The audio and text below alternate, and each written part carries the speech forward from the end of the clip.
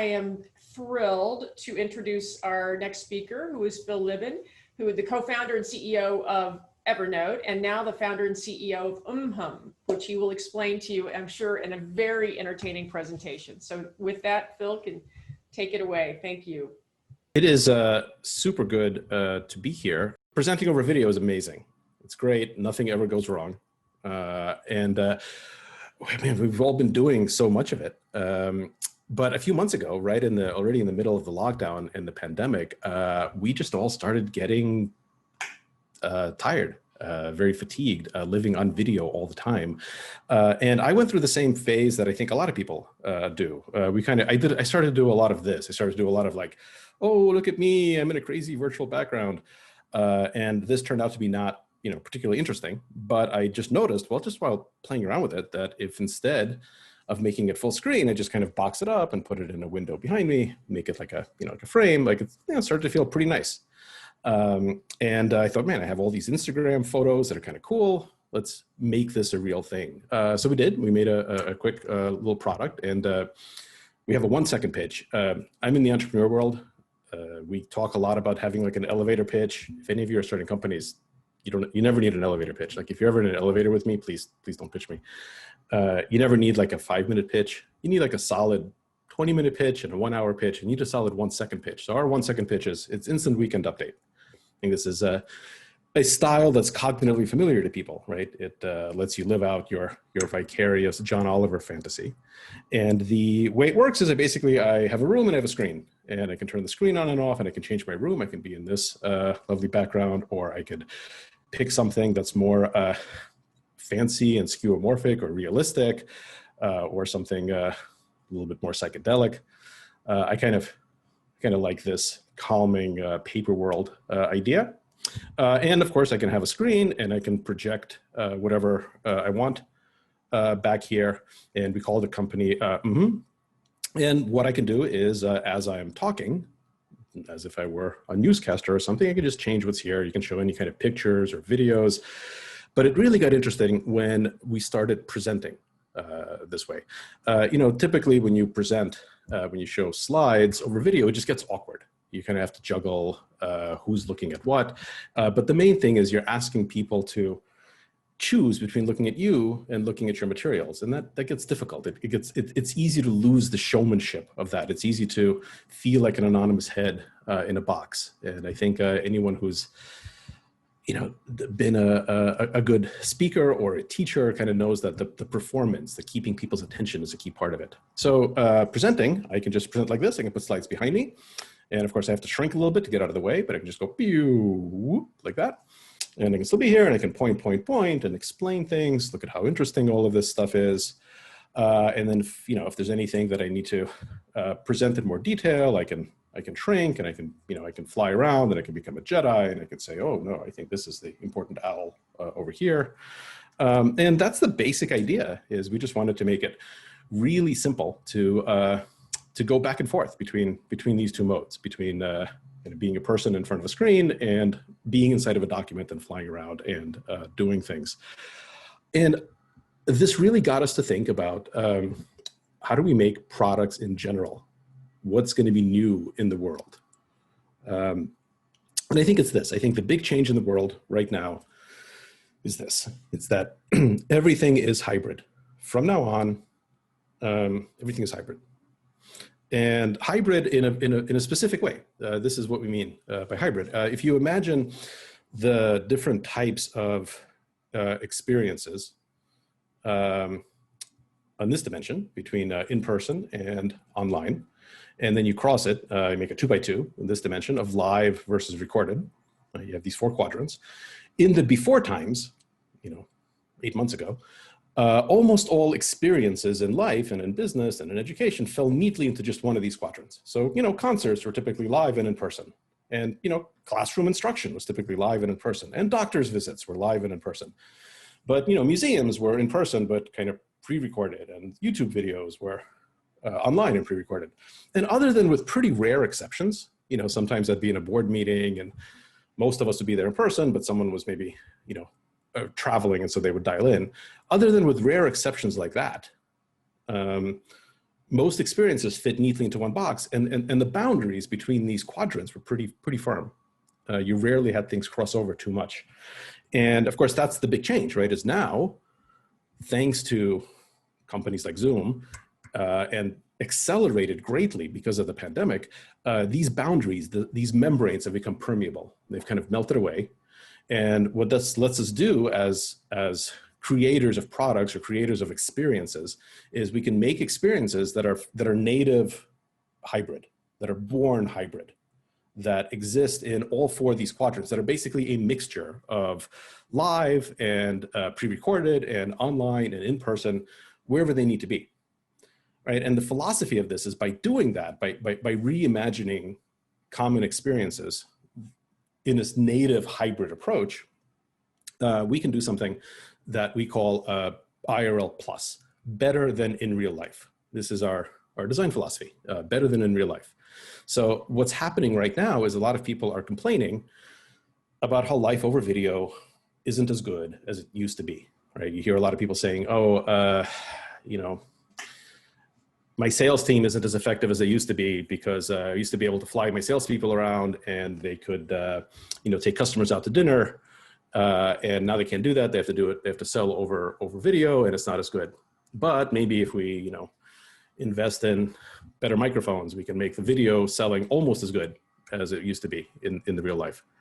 Or, you know, education. A lot of people saying how teaching over video is difficult and it not nearly as good as it used to be because it's, you know, hard to make eye contact, to keep the attention of the students and all these things. But, you know, maybe if we work on some more technology, maybe we can make teaching over video almost as good as teaching in person, so that we can, you know, bide our time to go back to in person.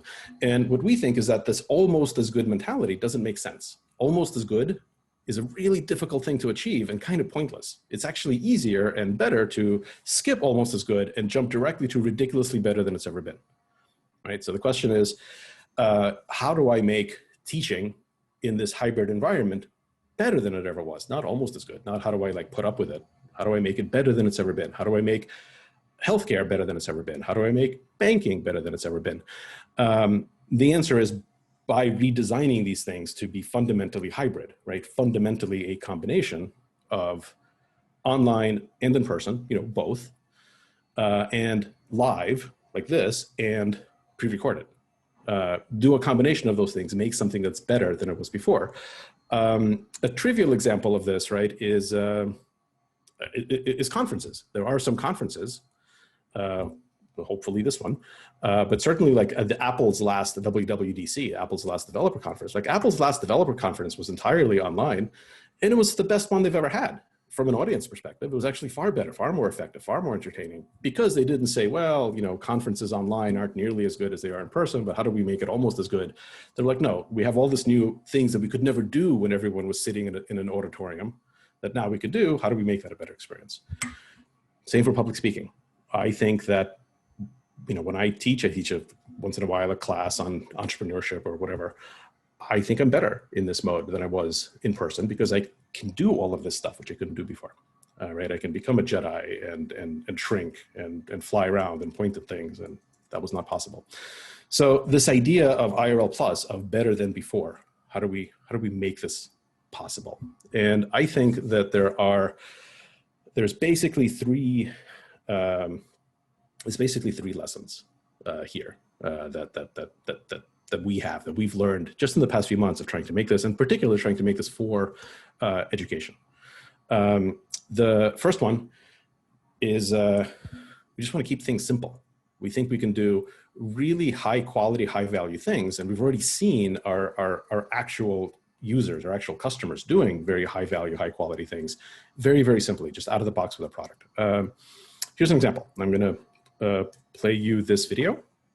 Good afternoon. Welcome to Indigenous Storytime. Today I'm here with my friend Blue Dawn, and we are going to read a book together in both Lakota and English.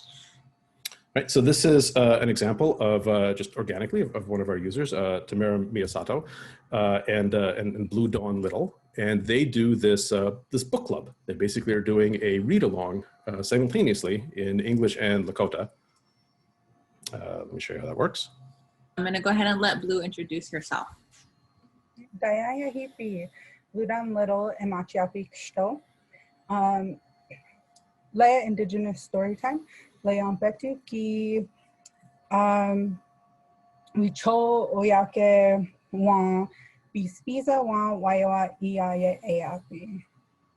And so what they're doing is there's no post editing here. This is out of the box. They're just sitting in two separate places on Zoom. You can see right now they're in gallery view. So the audience is seeing this, just recorded from the audience point of view. The audience is seeing you in two different boxes. And then they're using our product in Copilot. Copilot is one of our features that lets two people automatically present together, and it synchronizes their slides and it synchronizes their presentation so that you don't have to think about who's driving, who's speaking, who's controlling the slides. It just kind of works. And I'm going to skip around a little bit. As they speak, you can see them jumping around this way. To a skunk. I see two animals. Kea wan nuan hihuni. Wamakashka yamni wanwi chablake. A turtle comes swimming. I see three animals. Chapa wan nuan hihuni. Wamakashka dopa wanwi chablake. One, Nupa. two, Yamni. three, Dopa. four. Zapta.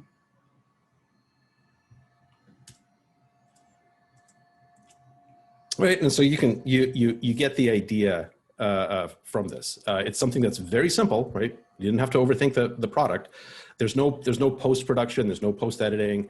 It's just two instructors with a passion for the subject, looking into Zoom, and doing this thing, which as an experience, I would say this is, in some ways, obviously they're never going to get back to, in some ways, as good as it was in person along some dimensions, but in other dimensions, this is better than it was before. This is better than before because this is IRL plus. It is a simple example of what you can do with this technology. If you're not trying to recreate the old experience with technology, right? If instead of saying, how do we rebuild the old reality in the new technology, we're saying, how do you use the new technology to accomplish what you were trying to accomplish, but not make it look or feel anything like the old reality used to be?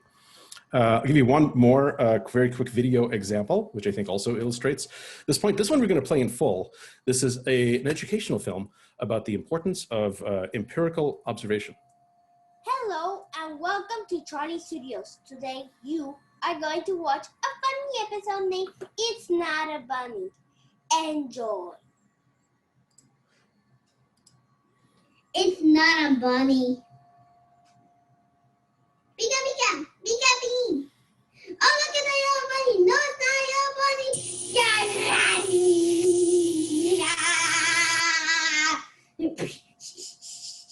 Let's go somewhere else. Right, that's it. That's Charlie, age 9, and again, what this is showing is if you keep something simple and you make it fun, you can have a product, an edtech product, which isn't just used by the teachers, it's used by the students. Not because they have to, right? Because they want to, because they love it. If you can do that, if you can make something both fun and useful, in fact, we have a word for this, we call it useful. We stole this from Biz Stone, one of the co-founders of Twitter and one of our investors. If you can make something useful, both fun and useful, the useful is important because that's what does things, that's what moves the world, but the fun is what builds the muscle memory.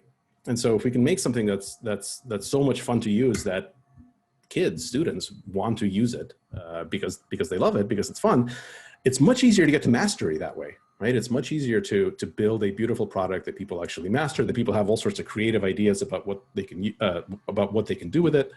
If you keep it simple, keep it useful. And then the last lesson, I think, the last thing that's changing in product development that we're very much trying to change, trying to adhere to, is this idea that from now on, technology shouldn't be neutral. I hear a lot of people saying, a lot of technologists, a lot of people I look up to, that say, well, you know, technology is neutral. Our product is neutral. You can use it for good. You can use it for bad. I don't think that's true anymore. I think in the current world, we've seen that technology is such an important part of building the world. I think like among the important pillars that shape the world in the future, it's education and it's technology. It's kind of the Venn diagram intersection of this conference is the two things that shape the world the most. Education is not neutral, right? You wouldn't say, well, yeah, education could be good, bad. We're just doing the education. What people do with it is kind of not up to us. Why is technology neutral? Technology shouldn't be neutral. Technology should have a strong point of view, and it should be designed specifically to create the outcomes in the world that we want, that we as the designers want. And so we've thought about that a lot, and we've come up with kind of three principles, three laws that we apply to everything that we make, to our business. It's not necessarily going to be the same three laws for everyone, but I think maybe it kind of should be. So these are our three laws, and they're really simple. Again, like everything, they almost sound too simple to be useful, but I think they're very useful. So the first law is your data is your data, right? And all of these are written as tautologies. Your data is your data. What does that mean? It means that if you use our product, your data belongs to you. It doesn't belong to us. You trust us with it for a short amount of time to run the service, but it's still yours. We have to treat it, we have to respect it as if it was a valuable thing that someone is entrusted to our care for a brief period of time, which means that we are going to do everything possible to try to keep your data private. We're going to do everything possible to try to keep your data safe because it's yours, and we're just you are entrusting us with its care. It isn't ours. It's a really basic thing, right? Your data is your data, but relatively few companies say that. The second law is it's even simpler. The product is the product. Again, man, I love tautologies. A equals A, man, all the way. The product is the product. What does it mean? Well, you hear a lot, especially in tech circles, about how, well, if you don't understand what the business model is, you're the business model. The product is the product for us. We only make money when people or companies pay us because they want to use our product. We won't make money any other way. There's no advertising. We'll never sell your data. It's direct revenue only. We think it's very important in this world. We think so much of what's gone wrong with tech in this world is because of these indirect revenue models where the product is not the product.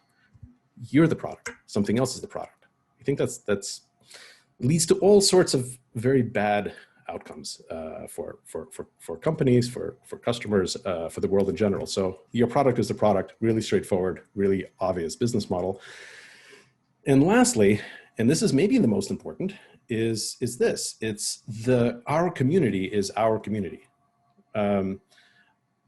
This means that first we acknowledge that what we make is a community, right? That we're not neutral, that we know the kinds of things that we want to be made with our product. We are conscious and aware of the impact that we want our work to have in the world, and we specifically design it to have that impact, and design it so that it's difficult for it to have the opposite impact. So we try to minimize the unintended consequences of it. And that basically means two things. We'll promote what's good, and we'll remove what's not good. But the promote what's good is actually probably 1,000 times more important.